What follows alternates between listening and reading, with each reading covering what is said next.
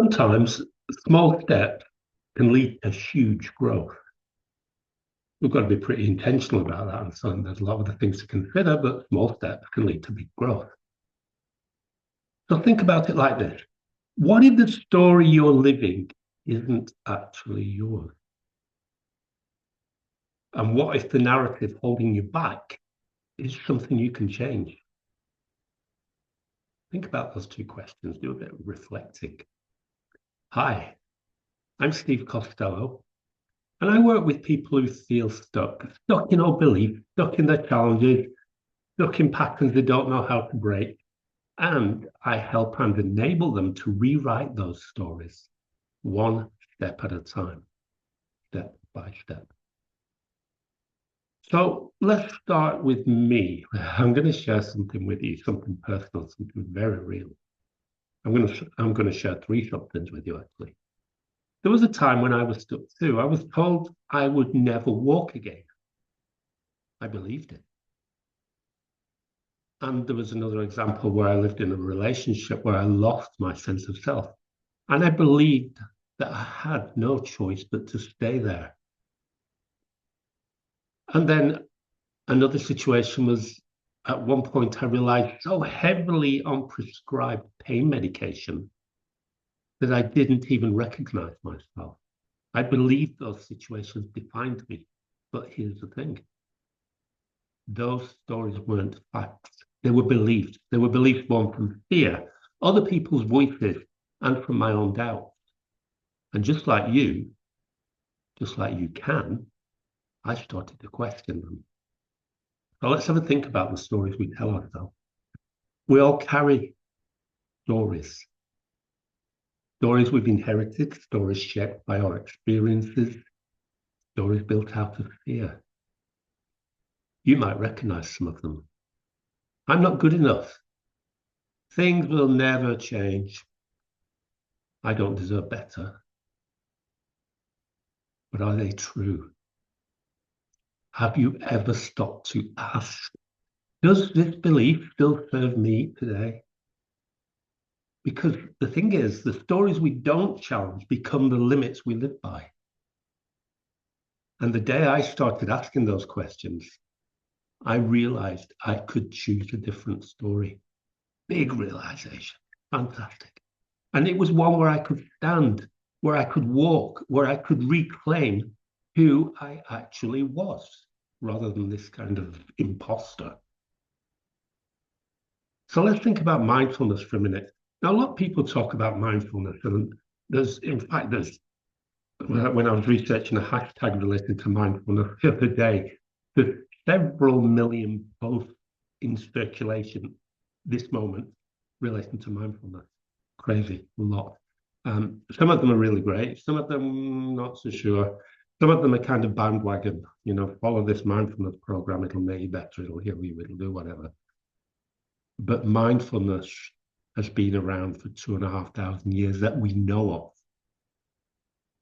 So let's pay some attention. Let's do a bit of listening. So how have I used mindfulness in healing? Well, it helps us to rewrite those stories. And we start by coming back to now, the present moment. Because mindfulness is where healing begins. It sounds simple, but it's powerful. When we're caught in the past, reliving what happened, or we're anxious about what might happen or what might not happen, we kind of lose ourselves. We lose the present moment, because this is the only place where change is possible. We can't make changes in the past and we can't make them in the future. We can make them right now in this moment. So when I was struggling, mindfulness gave me an anchor, just one breath at a time. And I teach this to my clients now. So if you're feeling overwhelmed, start here. Stop. Breathe. Focus on this moment. Because in this moment, you have a choice. You can take one step forward. You can let go of just one belief that's holding you back in this moment. So what about facing resistance to change? Well, the thing is, fact, change isn't easy. I'm not going to pretend it is. And then resistance shows up. It always does. You know, that voice inside that says, you tried before and failed. What's the point? This is just how life is. Get on with it. I get it. Resistance feels like a wall. It feels like a wall you can't move. But here's what I've learned. Resistance isn't a stop sign. It's a sign that you're growing.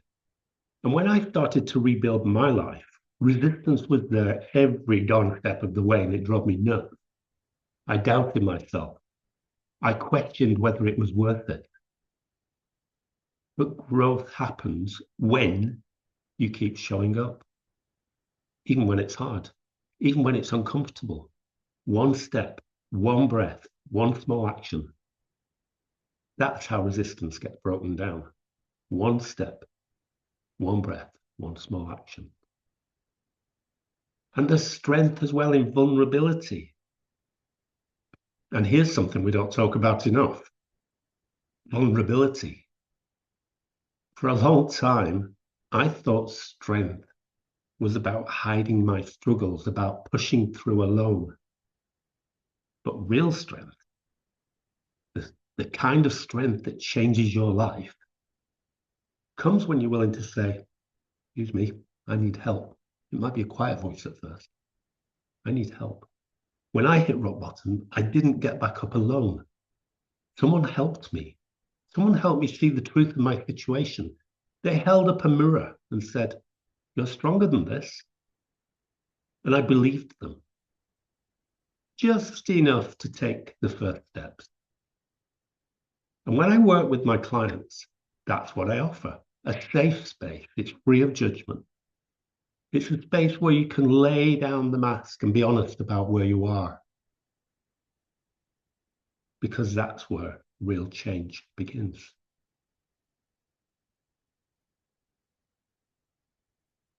If you've read anything about goal setting and so on, all the stuff relating to goal setting, you'll know that breaking big goals into small steps is a good thing, a good idea.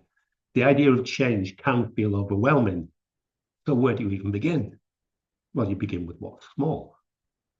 When I was told I'd never walk again, I didn't focus on walking. I focused on moving one muscle.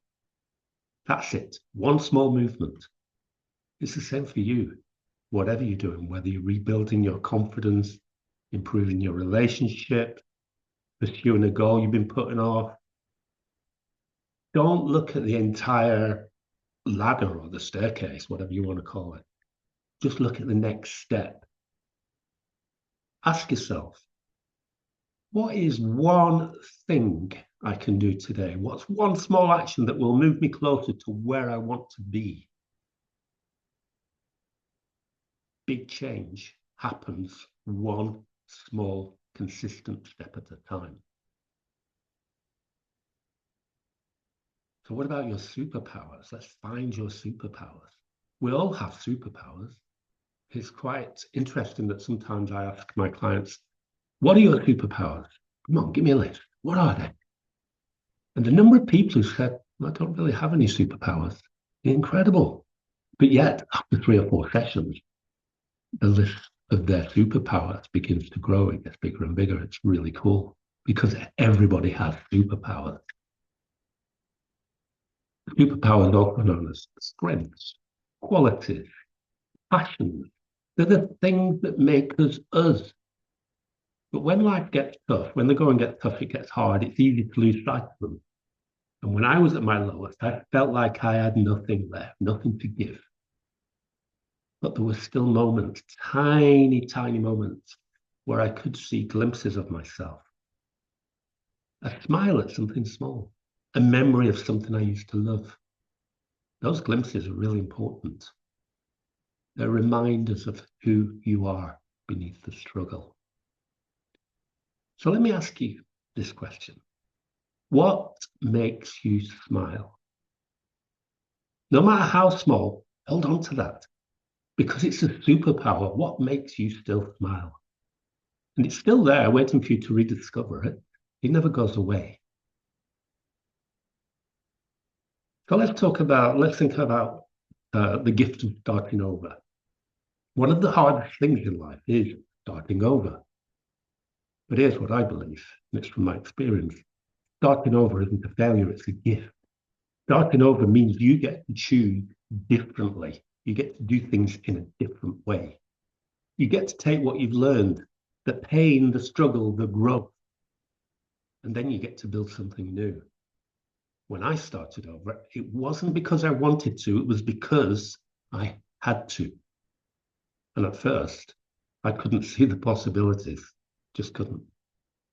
All I saw was what I lost. But over time, I realized something.